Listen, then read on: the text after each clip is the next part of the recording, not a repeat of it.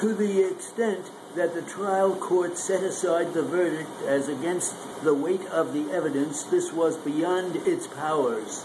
However, the court properly set aside the verdict based on legal insufficiency, since the people failed to establish defendant's guilt as to every element of the offense charged. The well-known standard of review in determining the legal sufficiency of evidence to support a guilty verdict is whether the evidence, viewed in the light most favorable to the people, could lead a rational trier of fact to conclude that the elements of the crime had been proven beyond a reasonable doubt.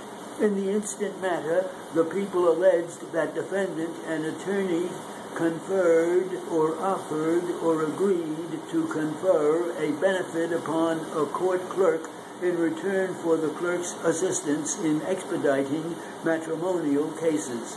However, the evidence established only that there was an agreement for the clerk to perform paralegal services for defendant and for defendant to compensate the clerk at the prevailing rate for such paralegal services.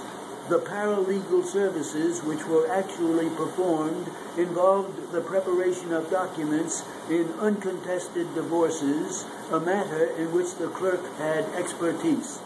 The expediting of some of defendant's cases was an accommodation that was commonly granted to other attorneys and for which defendant neither paid nor was asked for compensation. The evidence failed to establish an agreement and also failed to prove the disjunctive requirement of an understanding.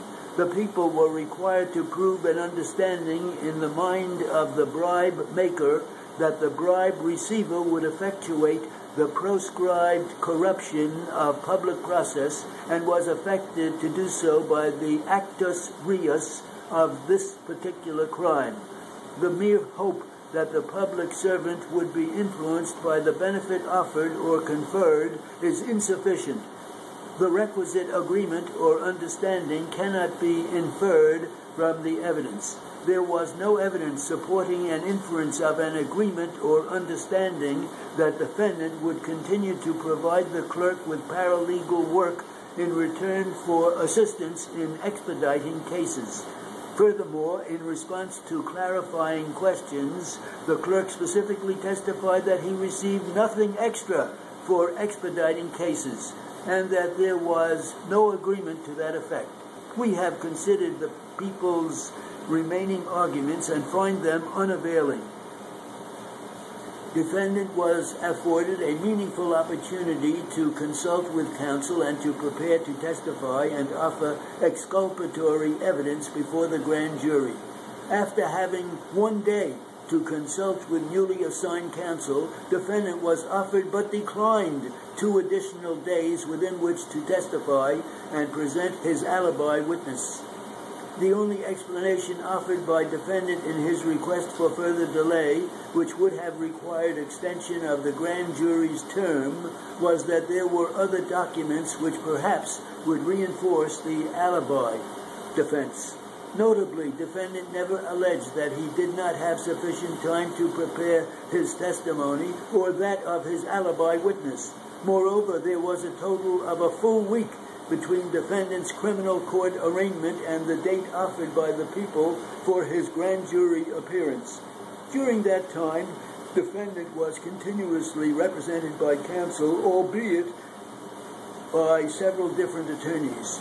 The trial court properly denied defendant permission to impeach his own witness, since none of the requirements for such impeachment were met. Defendants claim that the impeachment should nevertheless have been permitted as a matter of constitutional law is unpreserved, and we decline to review it in the interest of justice. Were we to review this claim, we would find that the information that defendant sought to elicit by impeaching his own witness was not critical to his defense, particularly since he elicited similar information from other witnesses. Summary denial of defendant's motion was proper since his moving papers failed to reveal an issue to be resolved by a hearing. while defendant's motion raised ineffective assistance issues requiring expansion of the trial record, defendant's papers were deficient in that they lacked an affirmation from trial counsel explaining his strategic decisions or any explanation for the absence of such an affirmation. See People v. Fu Chen, 293, Appellate Division 2nd, 362. Viewed objectively, the record reveals the existence of trial decisions that might have well been made by a reasonably competent attorney. See People v. Satterfield, 66 New York 2nd, 796.